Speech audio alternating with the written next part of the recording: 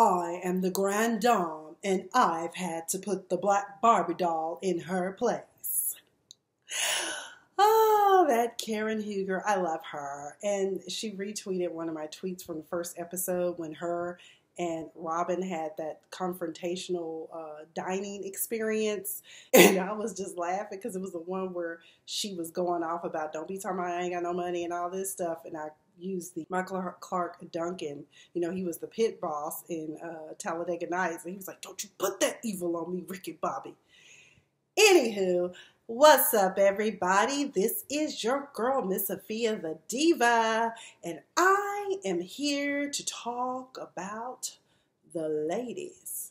Some of them first ladies, former first ladies, of the Real Housewives of Potomac. This particular episode was titled First Ladies and Second Chances. So let's just go ahead and get into it. But when the episode opens, it opens with Candace, honey. Just thinking about her tires me and her drama, and I have a white man and he's not very posh and comes from nothing and I come from everything. But Candace, honey, we got to get you to be a little bit more independent. When we open, we learn that Candace's mama, Miss Dorothy, Mama Joyce 2.0, is basically footing the bill for everything for this child, which is why I see now why even though she's paying for the wedding, that's why she wants things the way she wants it, because she has not quite cut the umbilical cord between her and Candace allows it because that codependency is there. I don't know if Candace really wants to get like a full-fledged job on her own where she can fully support herself.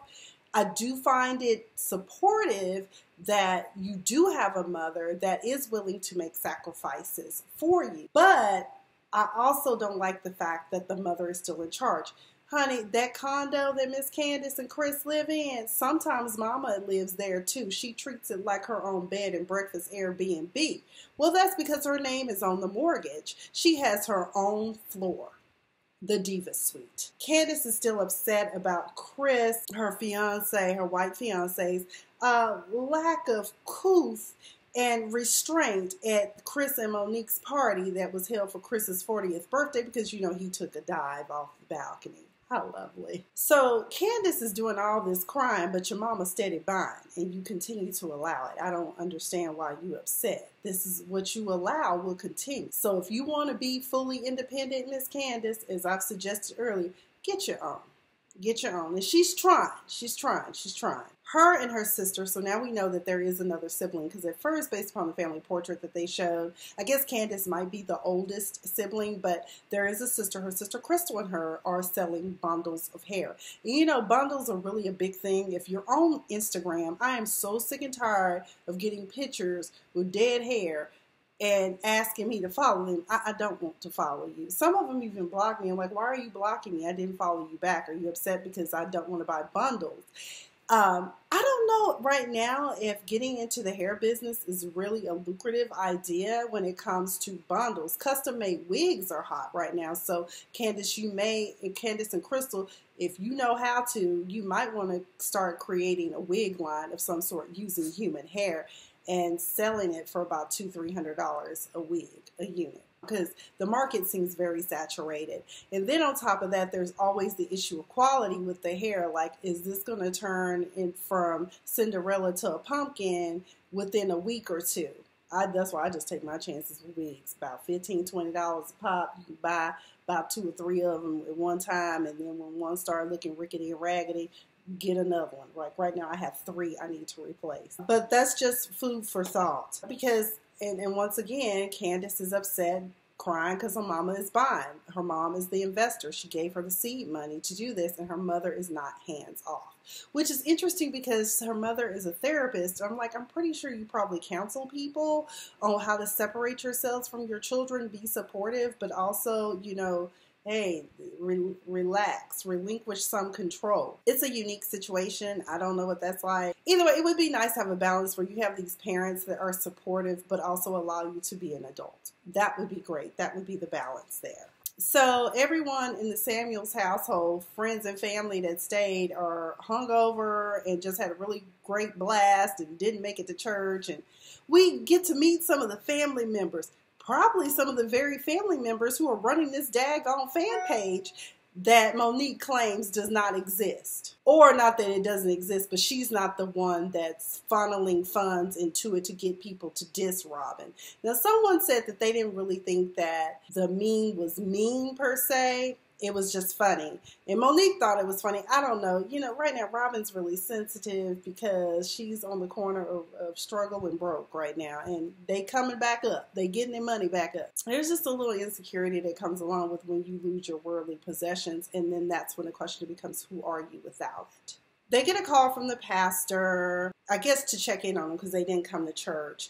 And then Monique talks about the fact that in order for her and her husband to stay on point, they often have a meeting with their first lady and pastor, like couples therapy. But lately they haven't been doing that because, once again, oh my God, with this move, we've just been so busy. And oh my God, you know, I'm still got these 2 kids with no nanny. And that's when I was just like, you know what? It is amazing how other mothers have survived all these centuries without a nanny. Some of them do it without even having a daddy in the household to help out. So Monique, save it for someone that cares, okay? We care about the other situation so we can understand, but at the same time, it's like that's what people be talking about when they say, it's like you just constantly always want to talk about what it is that you have and don't have when there are others who have been doing it without it. And it's not like you are a full-time tethered to a corporation. You set your own hours, so you can work with your children, however. But Sherry had me dying because after I said that, she said, preach. I'm so confused. Some people just need time management skills. So Monique, maybe you might want to look into getting someone, a life coach to help with time management. Or hey, maybe those sibling cousins running that fan page can instead help out free of charge with all the more important things you have to do. And I started hollering. I was like, not the sibling cousins.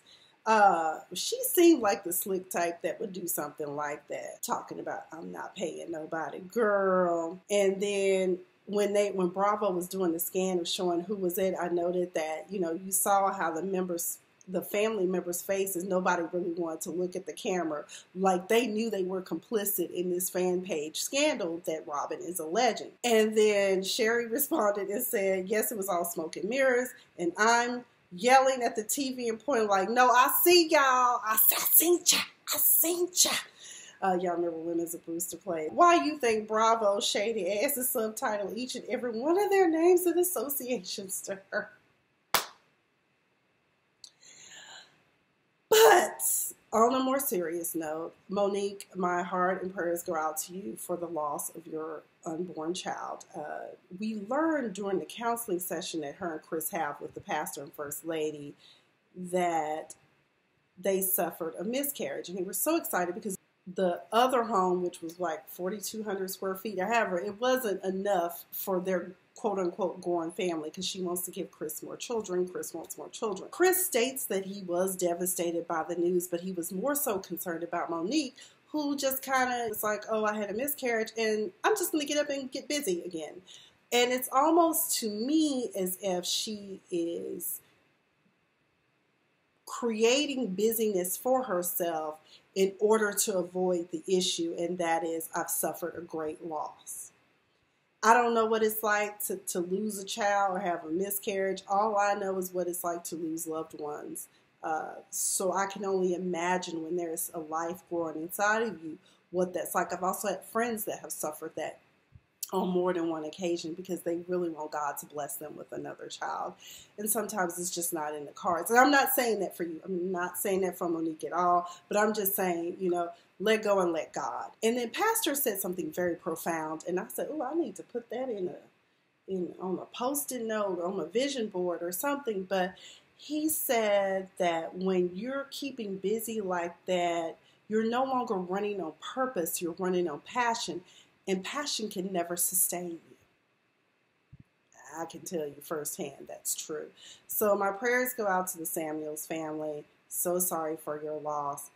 I can only imagine. Now, let's get into Giselle, Soror Giselle Bryant. So she has a great love life going on.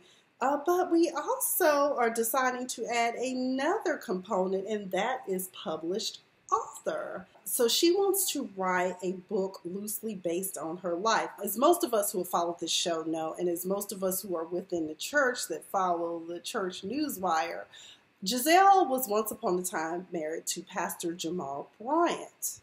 Their divorce was very tepid. It was embarrassing. This man is, I hate to even phrase it this, but countless other pastors do it too. So it's almost like, not all, but it's a lot of them out there that do this slimy gutter mess.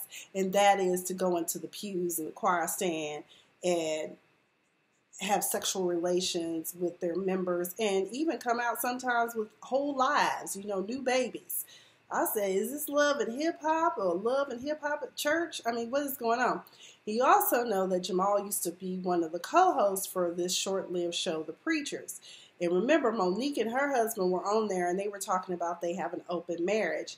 And then Jamal Bryant was like, I'm into an open marriage too, but my wife just didn't know about it because Monique and her husband were saying how it's understood that that's how they are. Either way, she wants to write a book about that. I was like, baby, you could just write fiction and tweak some more. You don't even have to write it loosely based on her life at all. But that's the concern of the ghostwriter that she meets with. Have you cleared this with friends and family who may be implicated in this book? She's going to change the names. And honestly, I would just change the place. Maybe not make it D.C. Maybe make it Texas, in Houston or something where you're from, or even maybe do it like, where'd you go? You went to Hampton. So maybe there could have been a scandal in the small town that Hampton is out of or something. I'm just saying, I would consider doing that. But she's determined to get this book written. And Giselle's like, it's just going to be great. And the ghostwriter's sitting there like, I don't think it's going to be great. Did you say so? I'm just getting paid for this. After the press conference with no press, and after Giselle exposed her hashtag back t-shirt to Karen, which was at that very moment was just in poor taste, Giselle has seen the error of her ways and has decided that she is going to reach out to Karen and extend an olive branch, which Karen reluctantly accepts because it comes with a free meal and why not? But during this discussion, Karen basically says to her, I forgave you when I got you right together after my press conference with no press. Okay. Had to put the black Barbie doll in her place. Because I'm like, Karen see you for your works, honey. She sees you. She seen ya. She seen ya. But Giselle does seem remorseful despite some of the digs she got in the confessional. That's just expected. But Karen was like, I'm about to get my life here. Waiter, she is paying for everything. I'm going to order everything. Do anybody else in the restaurant want something? Baby, you want lobster? You want shrimp? You want steak? Because she paying. She paying. I'm going to make you pay for this. I was like, Lord. Because Giselle was like, I miss my friend. And I was like, but if you truly love your friend and care about your friend, it's not necessary to do mean things like that, and to participate in the peanut gallery, because y'all know that's why Karen only served them peanuts at their press conference. She was like, this is symbolic. Peanut gallery. She shares with Karen about this book, and she also decides that I'm going to have a garden party to present it to all the ladies. Karen provides the same reservations that the ghostwriter did with regards to the characters and how friends and family, what will be the reactions? Will they be visceral or will they be well received? But Giselle is bound and determined. So there's going to be a garden party and all the ladies are invited. Everyone is expected to come in their Sunday best. I love how Bravo was playing this gospel music. I can't really do it. But y'all know, anybody who's sat in a good old Baptist church or a good old black church, y'all know how the organists be on there. Just you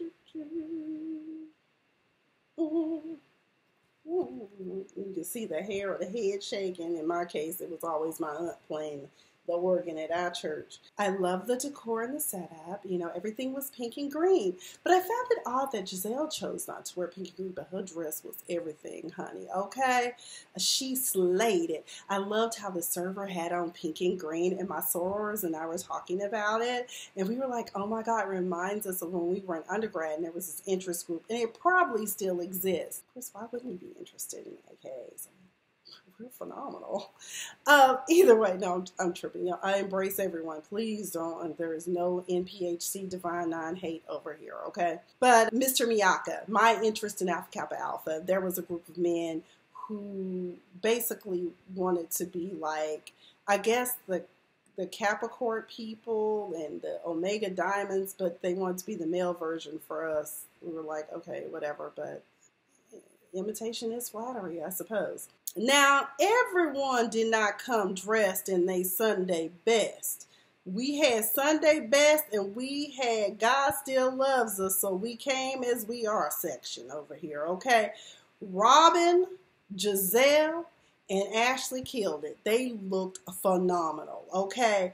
They were Sunday best out. And of course, I've noticed Ashley always dresses really prim and proper and right, okay?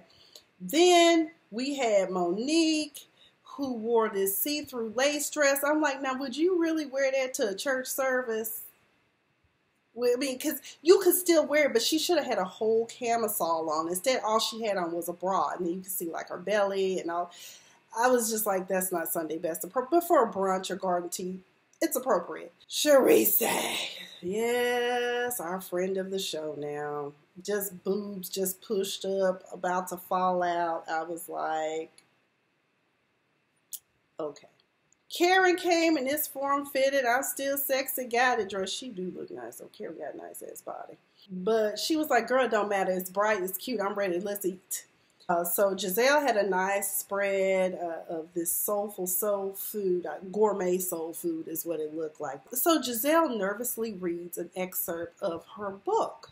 I forgot what the name of the character was, Ginger somebody, but it wasn't a very good read. I think it was nervousness. Of course, Monique immediately had to go in for the juggler and say, I'm glad she got a ghostwriter, but she also might want to think about getting a reader because girlfriend cannot read. And I really don't think that was it. I just think that Giselle was nervous about presenting something that she's birthing right now.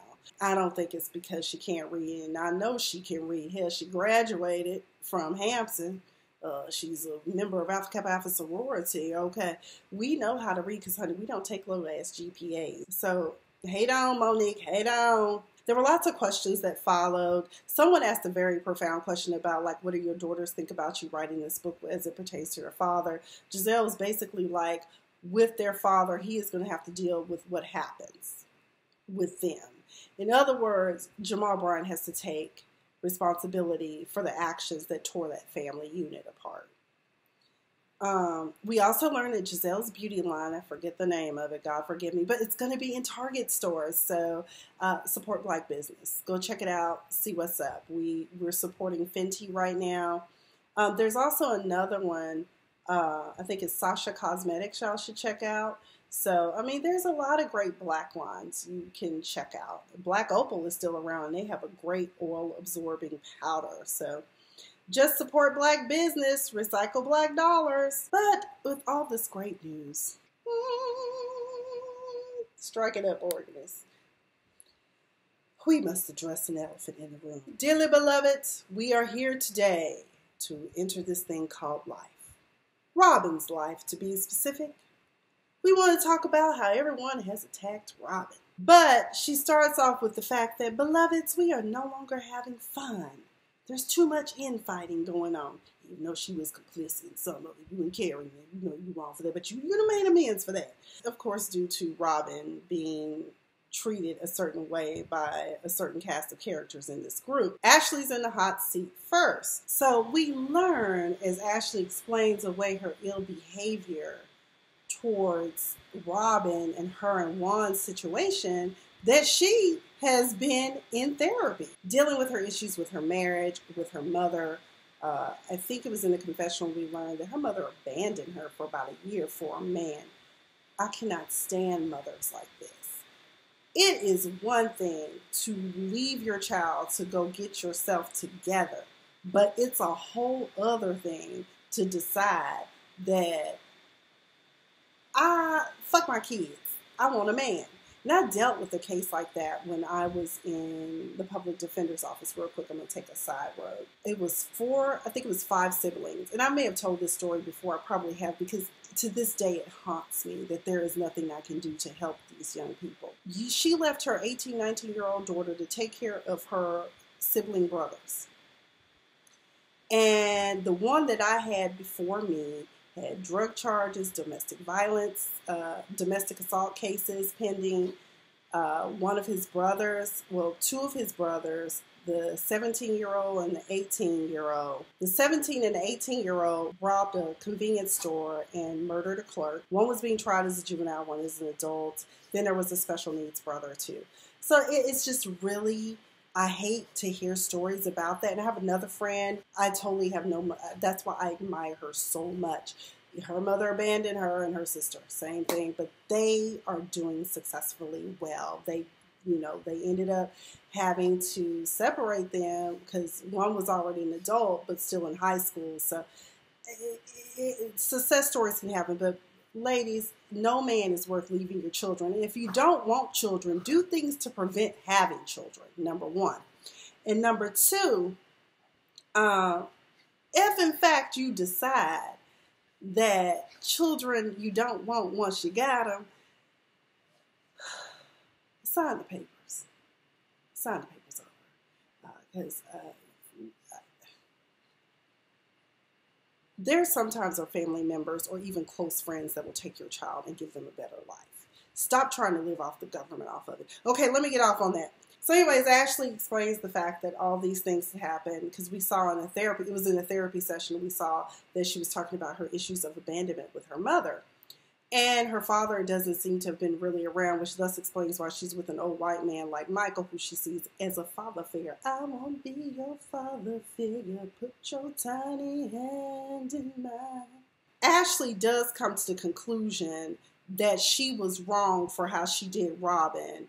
And it explains so much now that we know she's in therapy, because she said something about how Robin's relationship was not a conducive situation for a happy life, nor is it necessary for you and Juan to stay together to have healthy children. So that explains a lot now to me about Ashley's mind at the time, why she felt like giving therapeutic advice to Robin. But she also tried to come for Robin and say, "You were so judgmental of me when we first met." Bravo, roll tape. Okay. Robin was like, "Bitch, you were fucking humping my damn leg. I didn't know you from a sack of groceries, okay? A sack of flour. I didn't know you, okay?" I was like, girl, that does not make for a good impression. It's not a good look.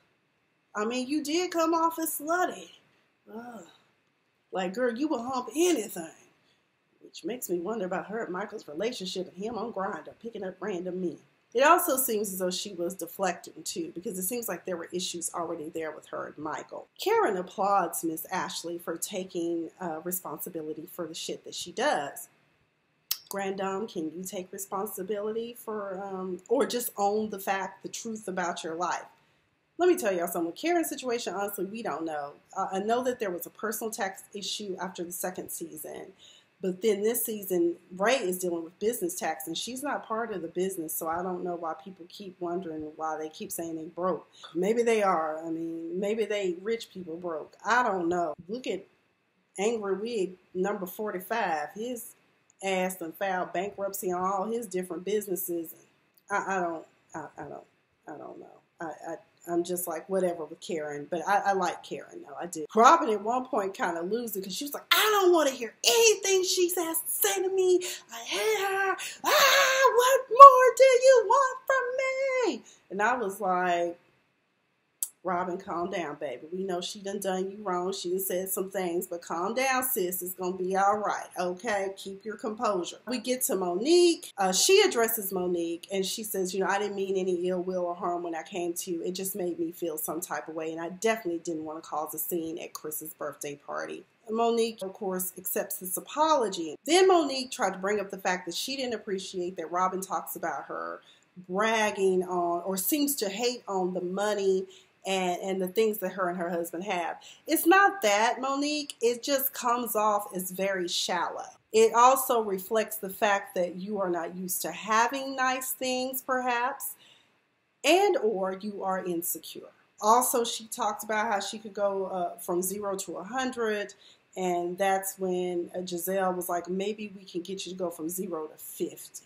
How about that? Let baby steps. Let's work on that. So that's the only thing with Monique. Like, I can tell you one thing. Monique is a very wise individual, because last week we saw her give great advice to Ashley. Honestly, I think underneath it all, she's really a good person, but she seeks validation.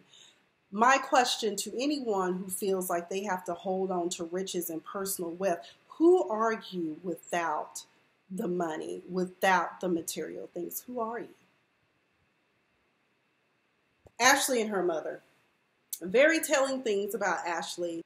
Michael and her, part of their problem is the fact that Michael and Ashley support her mother. Here's how I see it. Some people say codependency, but I also see it as seeking validation and approval from a mother who has abandoned her time and time again for men. Her mom was saying that she was going to be looking for a job, working on getting her interview skills together and all this, because she's looking for a job.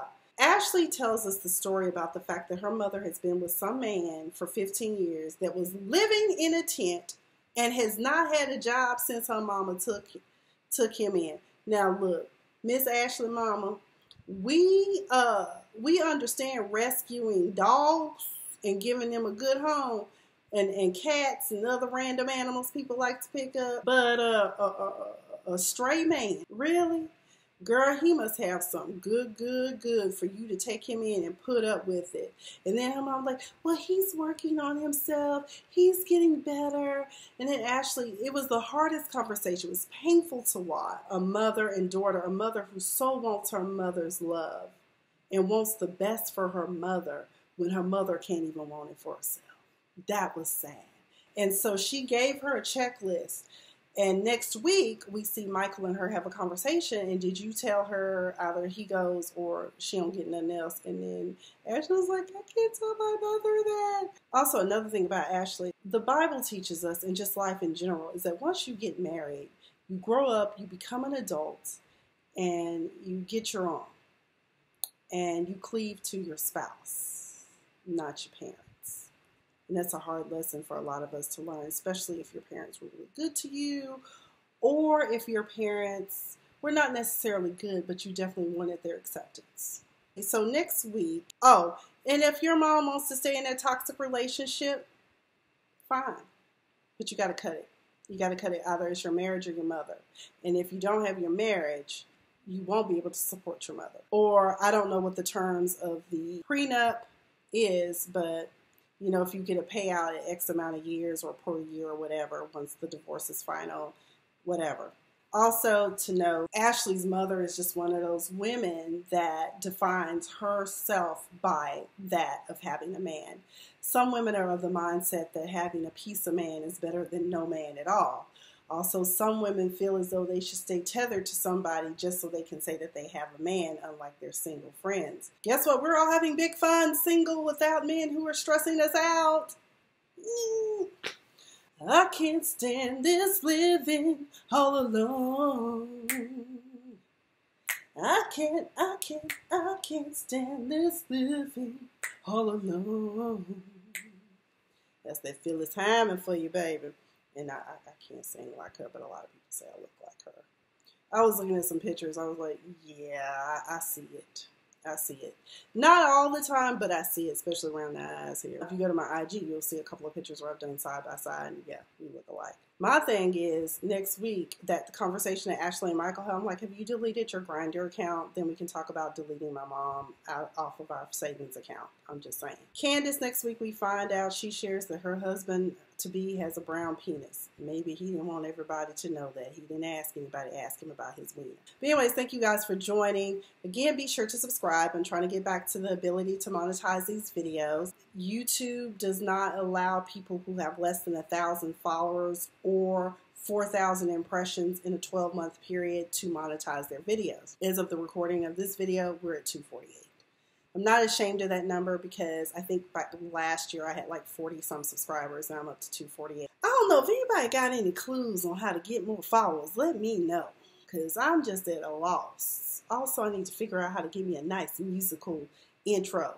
That one YouTuber I follow, James Caldwell, I might reach out to him because I love his intro. It's so cute. I was like, can you do mine? I'll pay you. I will pay you. Now, Diva do pay. I ain't got a lot of money, though. But anyways, thank you guys for joining. I have been Miss Sophia Diva. You have been all that. And where is my purse? Let's go.